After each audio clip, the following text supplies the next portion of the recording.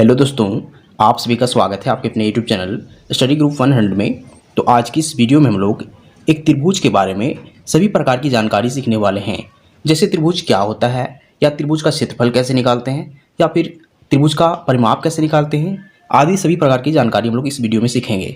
तो आप इस वीडियो को पूरे ध्यान से देखिए, क्योंकि हम लोग त्रिभुज के बारे में पूरे डिटेल से समझने वाले हैं। तो चलिए वीडियो को स्टार्ट करते हैं। तो सबसे पहले हम लोग समझेंगे कि त्रिभुज क्या होता है। देखिए, हम लोग परिभाषा भी लिख चुके हैं। यहाँ पे परिभाषा क्या कहता है, तीन सीधी रेखाओं से घिरी बंद आकृति त्रिभुज कहलाती है। अगर आप इस परिभाषा पे ध्यान दीजिएगा तो यहाँ तीन सीधी रेखाओं की बात की गई है, यानी कि जब हम तीन सीधी रेखाओं से एक घिरी बंद आकृति बनाएंगे तो वह त्रिभुज कहलाती है। अब यहाँ जो फिगर बनाया गया है उसे ध्यान से समझिए।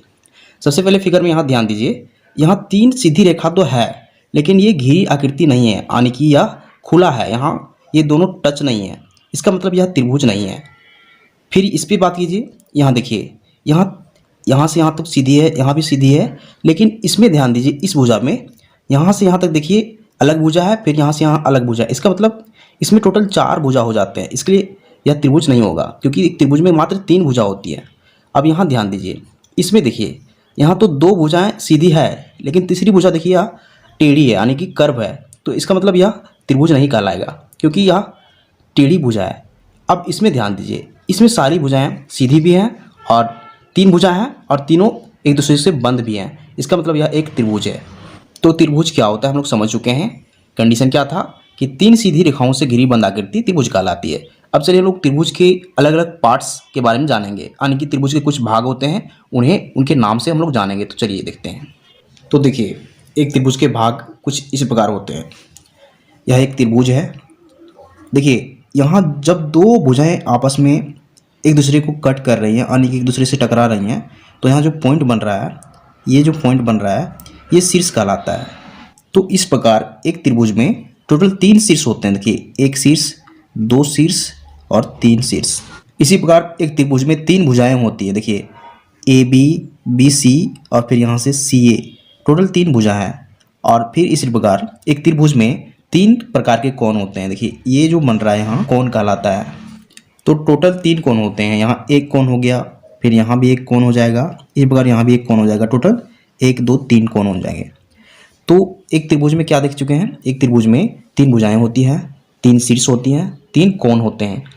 और जब हम इन तीनों कोणों को जोड़ेंगे, यानी कि एक त्रिभुज के अंतः कोणों को जोड़ेंगे, देखिए एक, दो और यहाँ तीसरा कोण बन रहा है। जब इन तीनों कोणों को जोड़ेंगे तो हमें 180 डिग्री टोटल इसका जोगफल मिलेगा, यानी कि तीनों कोणों का जो योग होता है वो 180 डिग्री होता है किसी भी त्रिभुज में।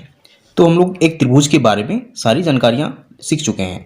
अब हम लोग त्रिभुज कितने प्रकार के होते हैं उसे समझेंगे। तो अब हम लोग जानेंगे त्रिभुज के प्रकार, यानी कि त्रिभुज कितने प्रकार के होते हैं।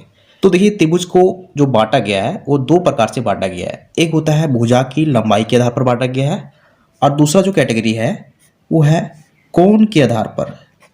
तो हम लोग दूसरा कैटेगरी को कोण के आधार पर हम लोग इसके बाद पढ़ेंगे। पहले हम लोग भुजा के आधार पर जो बांटा गया है उसे समझेंगे। तो भुजा की लंबाई के आधार पर त्रिभुज को तीन प्रकार में बांटा गया है। पहला है समबाहु त्रिभुज कहते हैं, दूसरा समद्विबाहु त्रिभुज है, तीसरा विषमबाहु त्रिभुज है। तीनों का नाम का अर्थ समझिए। सम मतलब देखिए, यहाँ समबाहु में देखिए सम मतलब होता है बराबर और बाहु मतलब भुजा।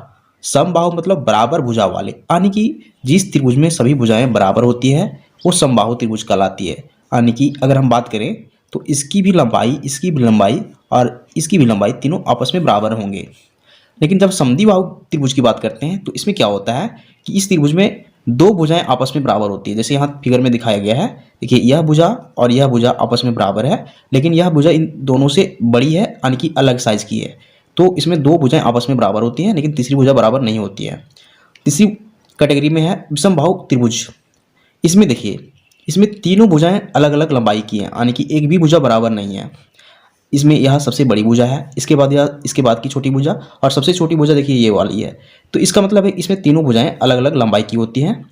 तो इस प्रकार भुजा के आधार पर त्रिभुज को तीन भागों में बांटा गया है। तो ध्यान रखिए, समबाहु त्रिभुज, समद्विबाहु त्रिभुज, विषमबाहु त्रिभुज। अब चलिए हम लोग देखेंगे कि कोण के आधार पर त्रिभुज को कैसे बांटा गया है। तो अब हम लोग दूसरी कैटेगरी को देखेंगे जिसमें एक त्रिभुज को कोण के आधार पर बांटा जाता है। देखिए, तो हमारी दूसरी कैटेगरी इस प्रकार होता है। इसमें भी एक त्रिभुज को 3 प्रकार में बांटा जाता है। तो इसमें देखिए पहली प्रकार की जो त्रिभुज होती है वो न्यूनकोण त्रिभुज कहलाती है। तो सबसे पहले आप समझिए न्यूनकोण क्या होते हैं। देखिए वैसे कोण जिसका जो मान होता है वो 0 डिग्री से अधिक हो, मान लीजिए कोण थीटा है वो 0 डिग्री से बड़ी होनी चाहिए लेकिन 90 डिग्री से कम होनी चाहिए, तो ये जो थीटा कोण है वो न्यूनकोण कहलाएगा। इसका सीधा मतलब है कि वैसे कोण जो 0 डिग्री से बड़ी हो लेकिन 90 डिग्री से छोटी हो वो न्यूनकोण कहलाती है। तो न्यूनकोण त्रिभुज किसे कहेंगे। देखिए एक त्रिभुज में 3 कोण होते हैं, इन तीनों कोणों का मान जब न्यूनकोण हो, यानी कि इन तीनों कोणों का मान न्यूनकोण हो तो वह न्यूनकोण त्रिभुज कहलाएंगे। जैसे न्यूनकोण किसे कहते हैं हम समझ चुके हैं कि जिसका मान 90 डिग्री से कम होता है और 0 डिग्री से बड़ा होता है। मान लीजिए यह कोण 60 डिग्री का है, अब ध्यान दीजिए 90 डिग्री से कम है। मान लीजिए यह कोण 70 डिग्री का है, ये भी 90 डिग्री से कम है। और मान लीजिए यह कोण 50 डिग्री का है। तो ये जो कोण बन रहे हैं सारे 90 डिग्री से कम बन रहे हैं, इसलिए यह त्रिभुज जो है न्यूनकोण त्रिभुज कहलाती है। तो न्यूनकोण त्रिभुज होने के लिए क्या शर्त है कि एक त्रिभुज के तीनों कोण जो है वो 90 डिग्री से कम होनी चाहिए, तब वह त्रिभुज जो है वो न्यूनकोण त्रिभुज कहलाएंगे। अब दूसरी कैटेगरी में देखते हैं, यह होता है समकोण त्रिभुज। तो समकोण त्रिभुज में क्या होता है कि कम से कम एक कोण जो होना चाहिए वो 90 डिग्री का होना चाहिए। अब यहाँ देखिए इस त्रिभुज में यह जो कोण है वो 90 डिग्री का है, यानी कि इसका जो वैल्यू है वो 90 डिग्री है। कैसे है, जब एक दूसरे पर यह परपेंडिकुलर हो यानी कि लंब हो तो यहाँ जो कोण बनता है वो 90 डिग्री बनता है। और एक त्रिभुज में कम से कम एक कोण जो होना चाहिए वो 90 डिग्री का होना चाहिए, तब यह समकोण त्रिभुज कहलाएगा। इसी प्रकार हम लोग अधिक कोण त्रिभुज की बात करेंगे। तो अधिक कोण त्रिभुज का क्या शर्त है कि कम से कम एक कोण, यहाँ देखिए एक कोण अधिक कोण है। अधिक कोण क्या होता है, जिसका वैल्यू, वैसे कोण जिसका वैल्यू 90 डिग्री से अधिक हो, मान लीजिए कोई थीटा कोण है तो 90 डिग्री से अधिक होना चाहिए और 180 डिग्री से इसका मान कम होना चाहिए, तब यह कोण जो है थीटा वो अधिक कोण कहलाएगा। जब अधिक कोण त्रिभुज क्या हो जाएंगे, जब किसी त्रिभुज में एक कोण का मान 90 डिग्री से अधिक और 180 डिग्री से कम होनी चाहिए। मान लीजिए इस कोण की मान 140 डिग्री है, इसका मतलब यह जो कोण है वो अधिक कोण है, इसलिए यह त्रिभुज जो है अधिक कोण त्रिभुज कहलाएगा। फिर से आपको याद दिला दें, न्यूनकोण त्रिभुज में क्या था कि तीनों कोण न्यूनकोण होने चाहिए। समकोण में क्या है कि एक कोण कम से कम समकोण होना चाहिए। अधिक कोण में क्या है, कम से कम एक कोण अधिक कोण होना चाहिए, तब त्रिभुज की सारी शर्तें पूरा करता है। तो उम्मीद करते हैं आपको त्रिभुज के इस प्रकार समझ में आ चुका होगा। तो हम लोग आज का यह वीडियो यहीं खत्म करते हैं। हम लोग नेक्स्ट वीडियो में हम लोग त्रिभुज का क्षेत्रफल निकालना सीखेंगे। तो अगर वीडियो पसंद आता है वीडियो को लाइक कीजिए, चैनल को सब्सक्राइब जरूर कीजिए। Thank you.